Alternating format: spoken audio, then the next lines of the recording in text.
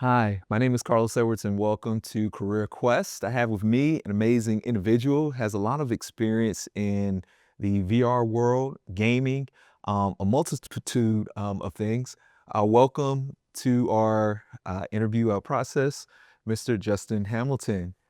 Thank you. It's a pleasure. Yeah, thank you for taking time out to join us. Again, I think I kind of, mentioned this, but I'm going to mention it again, man. I mean, wow, you have a wealth of just like experience, and one thing that I really, really was like impressed by was, wow, like the virtual reality world transitioning from, gaming into multiple industries. What has been one of those challenges that maybe a lot of people aren't aware of when it comes to like making that whole transition into that VR world of gaming and then going into different industries that also use virtual reality? One of the challenges, I guess, would be primarily the industry. In 2016, we had a release of headsets. And since that time, the industry has kind of been catching up to figure out how can we make money off this thing. And Mm. so I guess I would say persistence would be the number one drive for me. I knew this was what I wanted to do: technology, software, hardware, VR. Yeah. And I wasn't going to take no for an answer. So I just kind of kept at it until we found a vertical in training that Hmm. that actually was paying the bills. Nice. Nice. So if I'm one of these, high school students and I'm like, man, I'm trying to make the most money possible in gaming and virtual reality, right? Um, what is that path or how does that route look to like help me to make all the money I want? Wow. Well, I'm still working on that. My number Yeah, one yeah, instinct would be probably esports, yeah. but if you're not into that type of career, which very few people will make, Mhm. make it big there. Yeah. Um, I guess getting your education, getting your schooling, Mhm. those things are going to be at least your experience. Yeah. Getting experience is going to be super important for getting into the industry. Mhm. Um, whether it's, you doing your own projects or you going to school and doing projects there, Yeah. employers want to see, proficiency. And in game design, unlike other industries, they really don't look actually at your schooling as much as your experience. Mm. So if you're an indie person, I started out doing personal projects, Mhm. freelancing, things like that, Mhm. just to build my resume because I didn't have any experience when I Mhm. started, like we all do. So Yeah. Mhm. just sticking with it. Nice, nice. Man, I was kind of thinking, man, artificial intelligence, virtual reality, gaming, I feel like there's been this big like mesh, I feel like we're both kind of like 80s kids. And so it kind of makes me think back to, those throwback movies, Tron, and like really thinking like, man, it would be so cool if you could put yourself like in a game. And now fast forward to now, we're literally putting ourselves in a game. Like this is like real life. Um, do you believe that some of those prior movies you know, had some kind of influence on you to really make you kinda take that dream or take, like, that passion and make it real? I do think movies played a key role. I don't recall very many virtual reality movies when I was younger, except for Mhm, Tron, mhm, and other sci-fi flicks. mhm. I will say that The Matrix got me super Oh, interested yeah, yeah, in for sure. simulations and AI. Obviously, those themes were heavy Yeah, in there, and that's about the time I was finishing high school too, so I yeah. that movie really did affect, my thinking in that way. Yeah, man, I feel like everyone, that was again, and this is for, 80s kids. I know, some of our viewers that are watching, they're of a younger age, but, I can think back to, I mean, Matrix, Neo, you got the red pill. You can take the red pill or you can take, said, blue pill, which one, right? And I feel like now, fast forwarding now, we're literally in that age of, oh man, it's technology red pill. I mean, if we think it, it's actually happening. What are your thoughts? And, I have to bring this up. What are your thoughts on Elon Musk and Neuralink Right. being, literally being a part of the quote unquote matrix? I mean, you're literally plugged in. I mean, what are your thoughts on that? Yeah, I mean, Elon would be, I guess, like Morpheus offering the red and the blue pill. Yeah, Do you want the Neuralink in your skull? yeah, Do you want to be a natural human? yeah.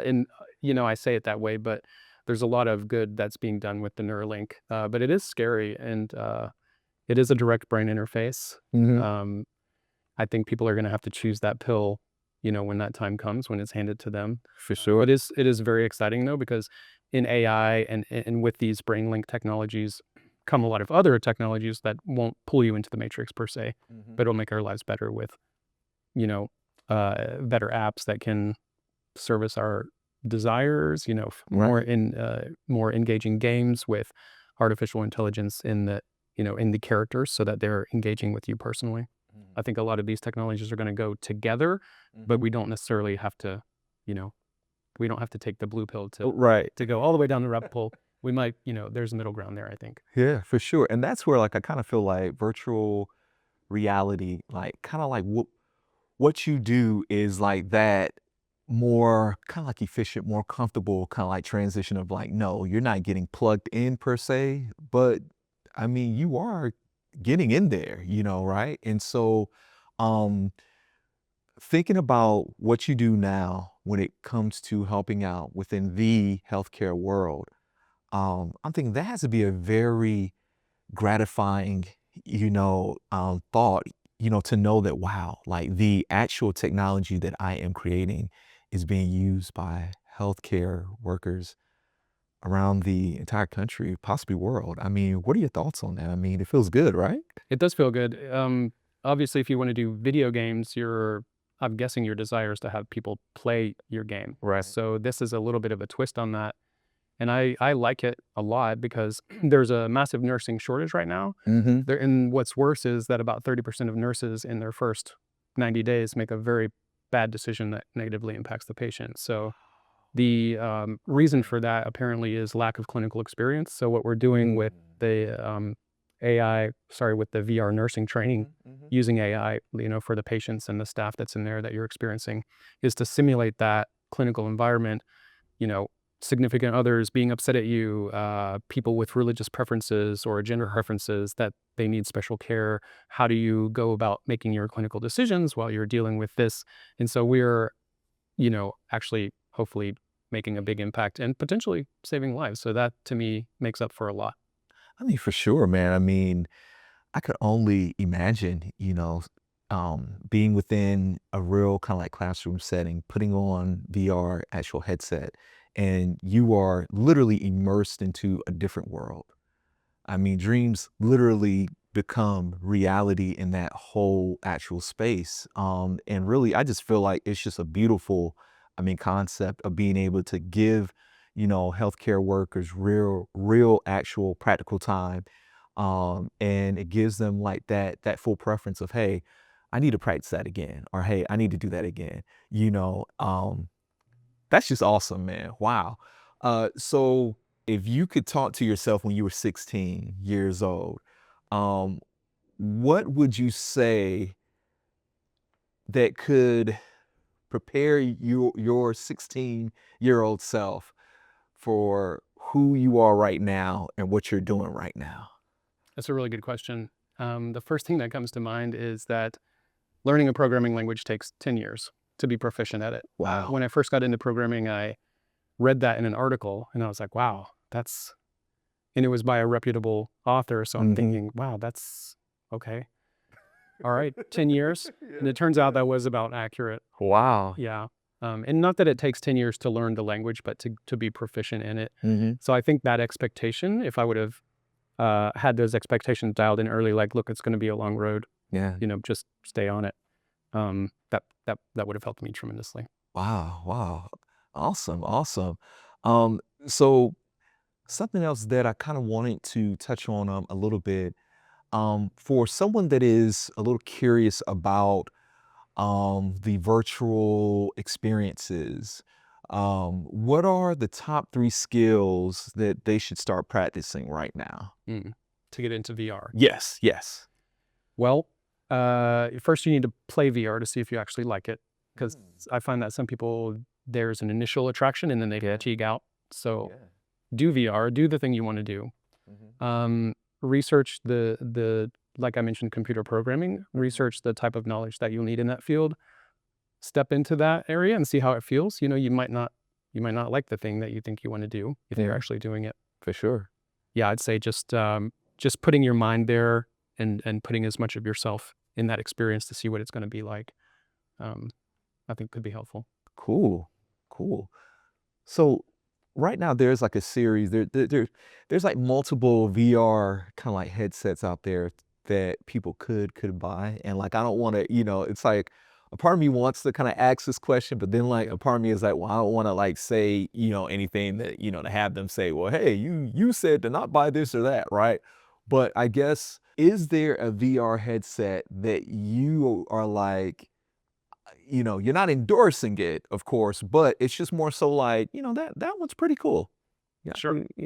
I can speak to that by saying what we use Yeah. in our Yeah. business, which primarily is we still support the Quest 2 Mhm. with our application. And we also have been purchasing Quest 3S's, which are Mhm. sort of the more eco-friendly versions of Oh, the 3. okay. But if you were really going to get into VR, I would probably say to go for the Quest 3, not the Mm. 3S. It's Mhm. got a really good screen Nice. and it's got a little bit more CPU cache if you're into that type of thing. So it is technically slightly faster, but moreover, it's got audio plugs for if you Mhm. need to have headphones. It's got all the accessories that you'll need, I think.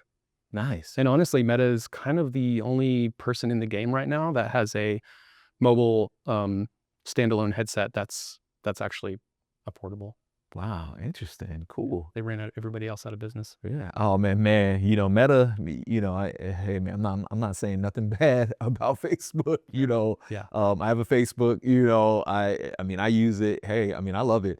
Um, so one thing that really kinda, like and I'm gonna kinda go back in time to kinda like COVID, 19, right? Everybody working, like, from home.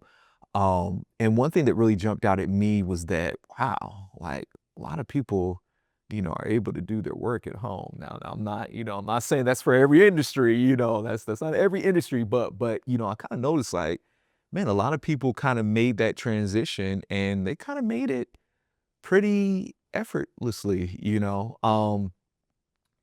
in the event that, there was another pandemic, do you think that your path in terms of, VR, do you think it would be impacted in a way to where you would have to make major changes? Or do you feel like, hey, we're pretty adaptable, we're pretty flexible, we're good. We probably will need to make some changes, but I think, while it not be might be a great thing for the world, Right. for VR industry, I know the 2019 epidemic was good for our business, Yeah. Yeah. partially because there were so many other businesses that went down. Mhm. Um, while we're standing here like, hey, we have a kind of like solo, you can be all by yourself if you want to in your home, and you can still be immersed in the universe. Yep. We also do multiplayer sessions, so you can Nice. be across the country, so Nice. be in the same room speaking and looking at the hand gestures and the head gestures, Yeah. and I think that makes up for a lot. The companies that we were talking to during the pandemic Mhm. were like their eyebrows raised to us a lot because they were like, "Wow, they're offering a technology where we could send our employees home, but they could also come together in a meeting and actually be all face to Yes. face like that." So, Wow. yeah.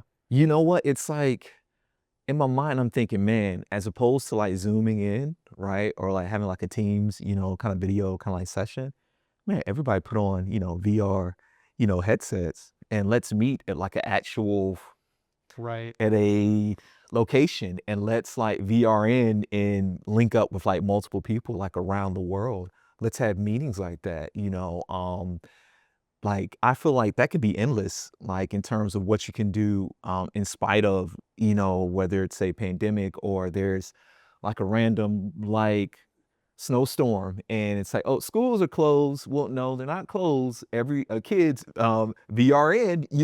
I feel like that could be um, such a more kind of what's the word I want to use? A more tangible, a more exciting way to kind of keep kids like immersed, Yeah. as opposed to looking at a screen. No, you're getting VR'd in. Okay, we are in a virtual classroom and you're here.